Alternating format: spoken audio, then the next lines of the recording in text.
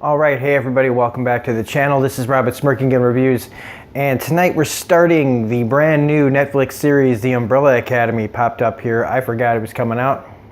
That's what I should call every video these days. I forgot that was coming out. And so I figured I'd give episode 1 a shot here and review it before I started doing the rest of the episodes. So we're at season 1, episode 1. It is called We Only See Each Other at Weddings and Funerals. So full spoilers if you have not seen this episode.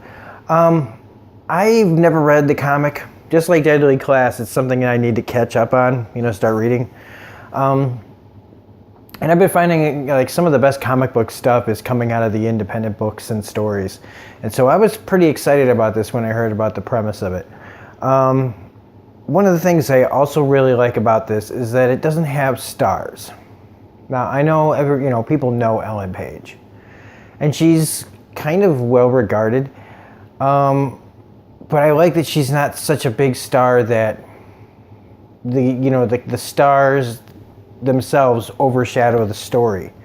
What I like about having people like kind of people that you've never really seen in much is it's not way the big personalities that celebrity brings isn't in this. You get to just pay attention to the character, not the person playing the character.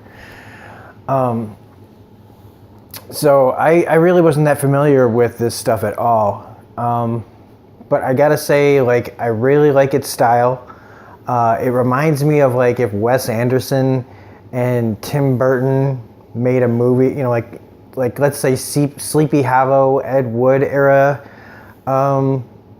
Tim Burton, if they collaborated on a movie, that's what I feel like this kind of feels like. That kind of awkward family stuff like Wes Anderson, and some of the style is very Wes Anderson, but some of it's also kind of subtle Tim Burton kind of feel to it as well. Just kind of the style with the way that the costumes look on the Umbrella Kids, and just some of the sets, and just the general tone reminds me of a Tim Burton movie. The cast is pretty good. I kept thinking that the guy who plays Klaus is Sam Witwer, but that's not Sam Witwer. I really like number 5. I think he's the standout character so far.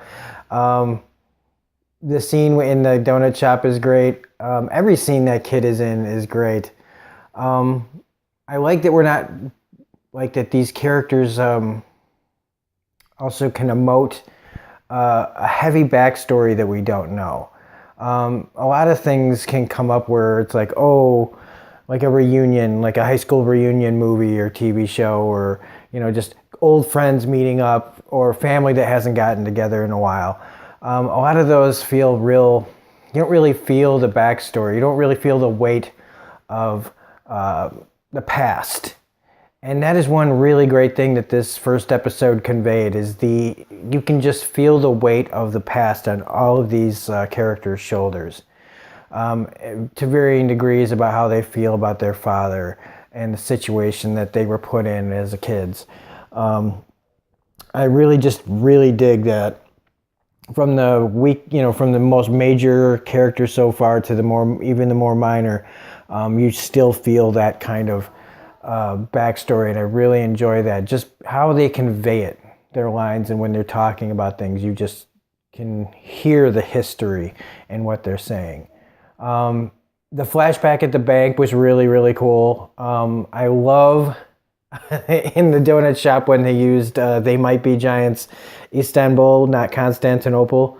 I don't know if I've heard that song ever used in anything besides the old Tiny Toons cartoon way back in the day. So it's pretty cool hearing this song in that scene, which is already insane.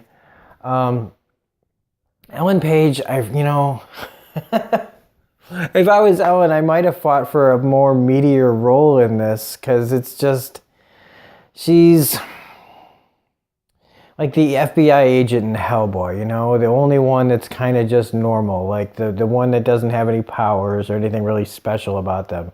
And so she's not, I guess maybe that's the point of her character, is that she's not special, but I don't know. I didn't know there was going to be a talking monkey. Thank God the special effects on him were pretty good. Really, really good, actually. I didn't feel any uncanny valley really there.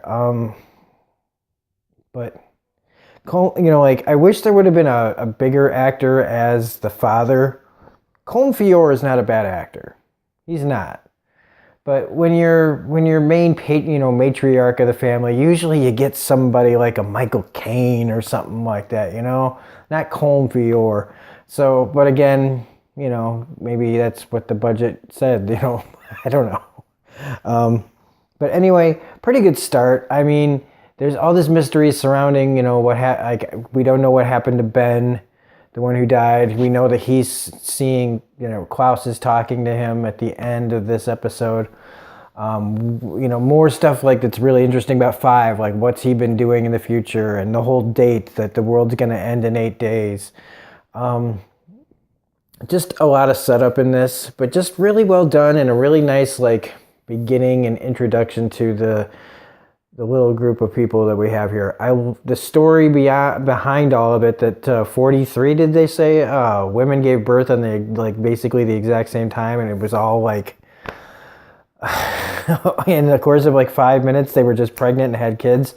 So I mean, there's that interesting story. And since he only got 7 of them, where are the other 36? So that's an interesting part of the story that I'm looking forward to. Hopefully they answer some of that, because I imagine if some of these kids were special and didn't have anybody, more disorganized, maybe they're going to be like villains or something like that. But anyway, that's all I've got to say about it. I think that as the show goes on, we're going to see a lot more craziness, but I really dig it so far. I like it that it's kind of just, it's not like in the action scenes, it's really, really actiony, but then when it's time for character, they give time to character, and I'm digging that so far. So anyway, that's it. That's episode 1. Hopefully there will be more exciting things to talk about. Not to say that the action in this, like I said, is pretty awesome, and I like that it's dark, and I like that it's more like Watchmen and not like, PG-13. But anyway, that's it. So I'm going to stop rambling and get to watching the next episode. So if you like this review, please hit the like button, comment, share, subscribe. Tell me, guys, what you think of this show so far. Otherwise, this is Robert Smirking Gun Review saying have a great night, and we will see you on episode 2. Otherwise, you can check out any of my other videos that I've been putting on the channel lately. So have a great night again, and see ya.